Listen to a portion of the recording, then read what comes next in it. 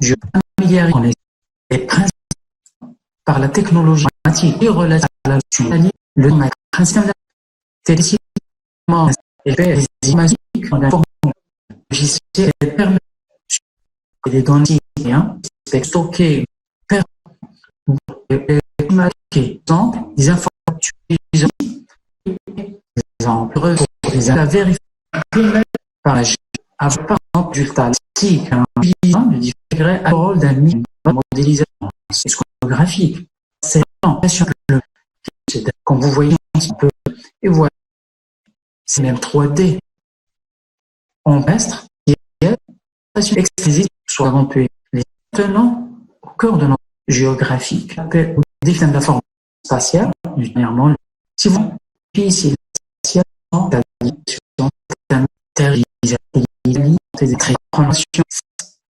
tous les représentations problématiques et même évoluent ici le situation spatiale, une nation de l'océan, le plus dit, de parcours naturel, dans l'automation géographique, ils sont gazon touché, la comment, c'est du photographie faire. On peut dire emplacement, 6 ans, une décision, de soit faire la prise de décision, du matin, c'est vous qui est précis, la structure et nous avons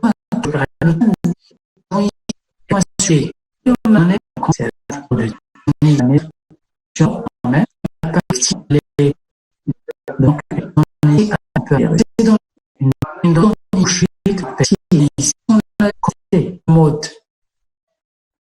une mode raster. Voici un exemple. Nous avons ici une forêt dans le monde réel, une route et un château. La représentation en mode vecteur, on va tout simplement dessiner la limite de la forêt, la route sous forme de ligne et le château sous forme d'un point.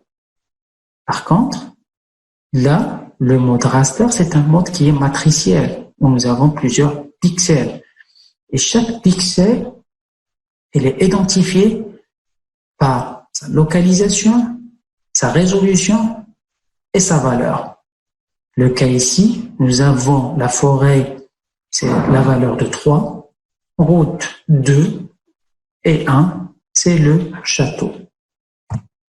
Donc le mode raster, la réalité ici est décomposée en grilles régulières et rectangulaires, organisées en lignes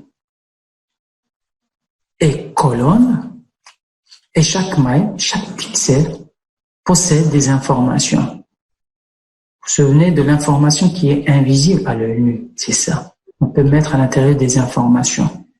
Là, la forêt, elle est représentée par des pixels et chaque pixel est identifié par une valeur, 3, tous les pixels qui représentent la forêt, 2 pour tous les pixels qui représentent la route et 1 pour les pixels qui représentent, puisque c'est un point, d'accord? Donc, identifié par sa résolution spatiale, position et sa valeur. Ici, quelques exemples de données raster. Donc, matricielles, nous avons des images scannées, des photos aériennes ou bien des orthophotos. C'est la même chose, sauf que ici, il est corrigé de manière en 3D. Des images satellitaires, un résultat de classification d'une image satellitaire, des modèles numériques de terrain. Ici, c'est la topographie. Le mode vecteur, les limites des objets, par exemple la forêt, sont décrites à travers leurs constituants élémentaires, à savoir des points, des lignes ou des polygones, on peut les appeler aussi des surfaces. Et chaque objet spatial est doté d'un identifiant qui permet de le relier à une table attributaire, puisqu'on part toujours de l'information ici géographique qui est subdivisée en données spatiales et données attributaires. Et comme ça, on peut relier l'objet dessiné à une table attributaire qu'on peut mettre toute information sur l'objet, la population, type de forêt, la surface, ainsi de suite. Nous avons 3 types de formes de représentation des données, des objets. Nous avons des points qui définissent les localisations des éléments séparés pour des phénomènes géographiquement trop petits, pour qu'ils puissent être représentés soit par des lignes ou des surfaces.